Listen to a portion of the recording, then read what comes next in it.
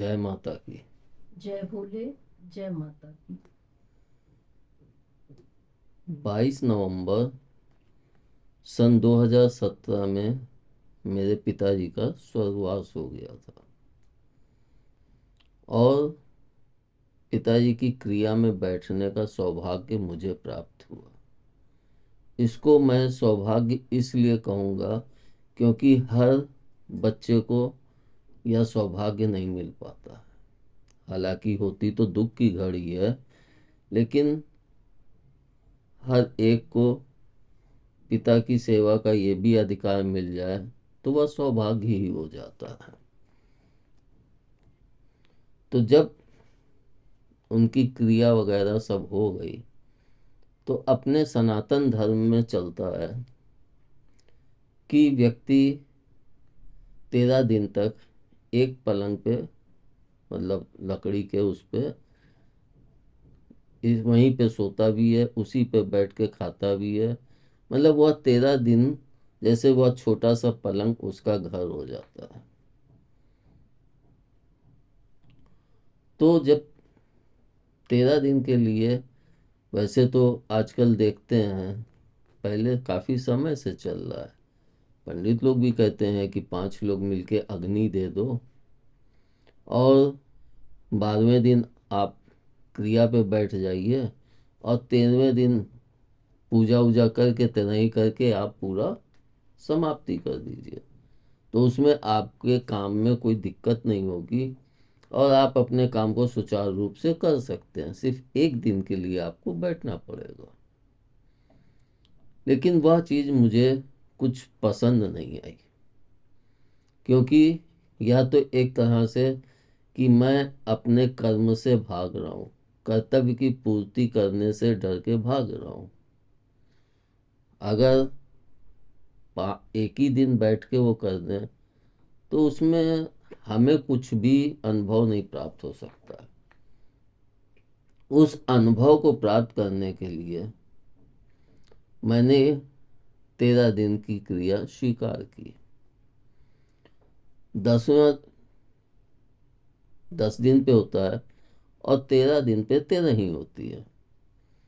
तो उसमें क्या होता है, जो अपने सनातन धर्म या हिंदू धर्म जो भी कह लें, उसमें यह होता है कि हमें बगैर नमक का सादा भोजन करना पड़ता है। अपने वस्त्र खुद धोने पड़ते हैं, खुद सुखाने पड़ते हैं, फिर उनको तहा के रखो। मतलब एक तरह से अपने सारे कार्य स्वयं ही करने पड़ते हैं। और जिस थाली में हम भोजन करते हैं उसे भी स्वयं ही मांझ कर और कायदे से रखो, क्योंकि हमें 13 दिन तक उसी थाली में भोजन प्राप्त करना है। तो जब मैं बैठा तो 2-4 दिन तो बगैर नमक के भोजन किया और चला। उस समय सब भाई लोग घर ही पे थे, क्योंकि पिताजी का उसमें तो सारे भाई इकट्ठे थे, तो एक घर में माहौल भी उस टाइप का था कि सब इकट्ठा है। तो जब भोजन किया 4 दिन तक, तो मेरे को कुछ, मतलब जो व्यक्ति मसालेदार और ये सब भोजन खाता हो, वो बगैर नमक का भोजन करने में बड़ा असुविधा सी महसूस होने लगी। तो मैंने कहा कि मेरे में नमक डाल दो, बाकी मसाला मिर्चा डालो या ना डालो, क्योंकि एकदम सादा भोजन नहीं चलता है। जब मैं बैठा तो मेरे एक दो बच्चे जो उस समय जुड़े हुए थे वो मेरे से आके पूछते थे कि आप तो इन चीज़ों को मानते नहीं हैं, तो फिर आप क्रिया पे कैसे बैठ गए। तो मैंने कहा कि देखो, मैं इस चीज़ को नहीं मानता हूँ, क्योंकि जो व्यक्ति जा चुका है उसकी जिंदा रहते हम जितनी सेवा कर लें वो हमें आशीर्वाद के रूप में मिलता है। लेकिन जब वह व्यक्ति स्वर्गवासी हो जाता है तो फिर हम उसकी सेवा नहीं, सिर्फ अपना कर्तव्य निभाते हैं, क्योंकि सेवा जीवित रहते की जा सकती है, लेकिन कर्तव्य उसके अंतिम पड़ाव तक निभाना पड़ता है। तो मैंने बच्चों से कहा कि मैं इसको अपना एक शांति, अपने अंदर शांति इकट्ठा करने के लिए ये 13 दिन की क्रिया पे मैं बैठा हूँ। अगर ना बैठता तो बहुत से सवाल उठते, बड़े आए पंडित, बड़े आए ज्ञानी, बड़े आए ये, बड़े आए, तमाम प्रकार की बातें होती। उसको अनुभव करके मैं बैठ गया। जब थोड़े दिन बीता, 2-4 दिन, तो मेरे को ऐसा लगने लगा कि हमें इसको एक साधना के रूप में परिवर्तित कर लेना चाहिए। और फिर जब बच्चे आके मेरे से बोले कि आप, तो मैंने कहा इसको मैं छोटी साधना, तो मैंने उसको साधना के रूप में परिवर्तित कर लिया। और वह साधना थी शांति की, कि एक ही जगह बैठो, एकदम सादा भोजन, कहीं जाना ना आना, ना कोई कार्य, ना कुछ। तो मैं बैठ के वहाँ पे ओम शांति का जप करने लगा। रात में सोता था वहीं, और वहीं पे खाना खाया दिन भर। वो बस सुबह नहाए, फिर गंगा जी गए, वहाँ पे जल दे के फिर आ जाते थे। और यही अधिकतर सब में ही चलता है, कहीं कहीं भले कुछ परिवर्तित हो, लेकिन अधिकतर यही चलता है। घट बांधा जाता है, ये सब चीज़ें होती हैं। लेकिन ये सब चीज़ें तो पंडित लोग करते हैं। लेकिन जो हम लोग बैठते हैं कि 13 दिन बैठे, तो वो 13 दिन में हम लोगों के लिए क्या सीख मिलती है, बात यहाँ आती है। क्योंकि वो 13 दिन ऐसे होते हैं जिसमें जो व्यक्ति स्वर्गवासी हुआ है उसको भी अपना लगाव छोड़ना पड़ता है इस घर से। जिस घर में उसने जन्म लिया, जिस घर में वो रहता था, और जो उनके परिवारीजन थे, उन सबसे लगाव तोड़ना पड़ता है। इसीलिए हमारे ऋषि मुनियों ने ये 13 दिन की एक संपूर्ण विधि बनाई, ताकि 13 दिन में वह व्यक्ति जो स्वर्गवासी हुआ है, जिसका स्वर्गवास हुआ है, वह अपने लगाव को इस परिवार से तोड़ सके और अपने नए मार्ग पे, यानी नया जन्म लेके उस मार्ग पे आगे बढ़ सके। क्योंकि अगर यहाँ पे वो मोहवश फंसा रहेगा तो वह यहीं पे आत्मा के रूप में घूमता रहेगा, ना कि वह नए जन्म की तरफ जाएगा। इसमें हम परिवार वालों का भी काफ़ी दोष होता है। वो इतना याद करते हैं, इतना याद करते हैं कि आत्मा चाह के भी नए जन्म की तरफ नहीं अग्रसर हो पाती है। लेकिन हमको ऐसा नहीं करना चाहिए, क्योंकि हम अपने प्रियजन के मार्ग में बाधा बन जाते हैं। उनको नए सफ़र के लिए जाने के लिए उनकी वह हिम्मत और संतावना ही नहीं दे पाते हैं कि हम लोग खुश हैं, आप अपने नए मार्ग पे चलना प्रारंभ कर दीजिए। तो बैठ के मैं इस जप को करता था, फिर मैं इस पे और अधिक चिंतन मनन करता था। तो ये सब चीज़ें संज्ञान में आती गई। हम लोग यह भी देखते हैं कि जब कोई स्वर्गवासी होता है तो लोग बहुत दुख प्रकट करते हैं, बहुत दुखी होते हैं। और कुछ लोग खुशी महसूस करते हैं, अच्छा हुआ मर गया, अच्छा हुआ, भले घर का वो कोई भी सदस्य हो। लेकिन कुछ लोग खुशी महसूस करते हैं, कुछ लोग दुख महसूस करते हैं।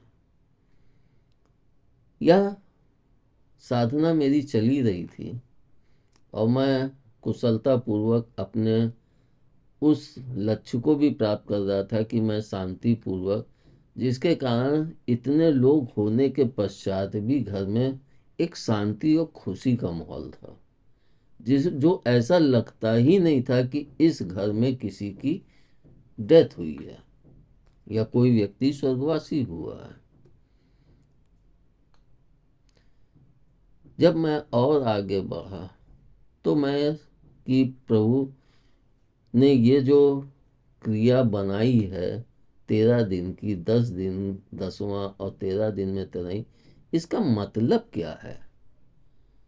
तो मैंने समझा कि 9 महीने बच्चा पेट में रहता है, तो धीरे धीरे उसका विकास होता है, धीरे धीरे वो संपूर्णता को प्रदान करता है।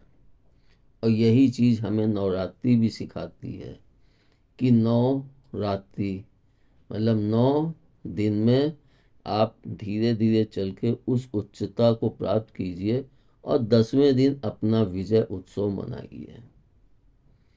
इसी तरह से मैंने 10वें को भी समझा कि 9 दिन तक व्यक्ति धीरे धीरे अपने परिवार से मोह को हटाए, त्यागे, क्योंकि मोह इतना परिवार से होता है कि व्यक्ति छोड़ के जाना ही नहीं चाहता है। भले वो उससे कुछ भी दुखी हो, कितना भी दुखी हो, लेकिन फिर भी उसके मन में इच्छा होती है कि अभी मैं जीवित रहूं। वही मोह उसको त्यागना पड़ता है। और इसके लिए हमारे धर्म में यह भी दिखाया गया, आत्मा कहीं मरने के बाद जाती नहीं है, 13 दिन तक वो वहीं भटकती है आसपास। तो जब 13 दिन तक वो भटकती है तो वह यही देखती है कि कौन मेरे को कैसे, तो सबसे पहली ठेस उसको वहीं, जब अग्निदाह किया जाता है, सबसे पहली ठेस उसको वहीं पे लगती है चोट। वह कैसे कि जब हम पिताजी को चिता पे लिटा के और अग्नि का प्रवेश किया करवाया, तो उसके पश्चात जब डंडे से उनके सर को फोड़ते हैं, जिसको कि हमारे धर्म में कपाल क्रिया कहते हैं, तो जब डंडे से उनके सर को फोड़ते हैं तो आत्मा वहीं खड़ी होती है, क्योंकि वह शरीर से तुरंत ही निकली हुई होती, शायद 1 दिन पहले या 2 दिन ऐसे निकली होती है, तो वो वहीं भटक रही होती। और जब डंडा मारते हैं तो उसको लगता है कि अरे मैंने इसको जन्म दिया, मैंने इसको पाला पोसा, ये मेरे सर में डंडा मार रहा है। तो पहली चोट वहां से लगती है। फिर वो धीरे धीरे 10 दिन तक वहीं घूमता है और देखता है कि लोग मेरे को चाह रहे हैं कि नहीं चाह रहे हैं। तो हमको दुख तो होता है, लेकिन हमको उस दुख को अपने अंदर छुपा लेना चाहिए। छुपा इससे लेना चाहिए क्योंकि आत्मा को यह ना लगे कि यह लोग हमको बहुत चाहते हैं, तो मैं यहाँ से छोड़ के कैसे जाऊं। इसको मैं तब समझ पाया जब मेरे परिवार में सभी भाई लोग एक तरह से जैसे खुशियां मना रहे थे। 4-5 दिन बाद से जैसे 2-4 दिन चला दुख, उसके बाद जैसे खुशियां मना रहे हैं, खा रहे हैं, पी रहे हैं, बातचीत हो रही, हंसी हो रहा है, मजाक हो रहा है, सब कुछ हो रहा है। तो वह देख के आत्मा और दूरी बनाने लगती कि यहाँ पे तो मेरा कोई वही नहीं, मैं इनका पिता होते हुए भी इनको वो नहीं है। इसको मैंने जब जाना तो मेरे को लगा कि वाक्यों में हम लोगों को दुख में जैसे कहा गया है कि दुख में दुखी नहीं होना चाहिए, सुख में सुखी नहीं होना चाहिए, हमेशा सम रहो, तो वह अत्यधिक उचित बात कही गई। फिर जब और आगे बढ़े तो घर में जब आप लोग समझते हैं एक जगह जब काफ़ी लोग इकट्ठा होते हैं तो कुछ ना कुछ तू मैं भी हो जाती हैं।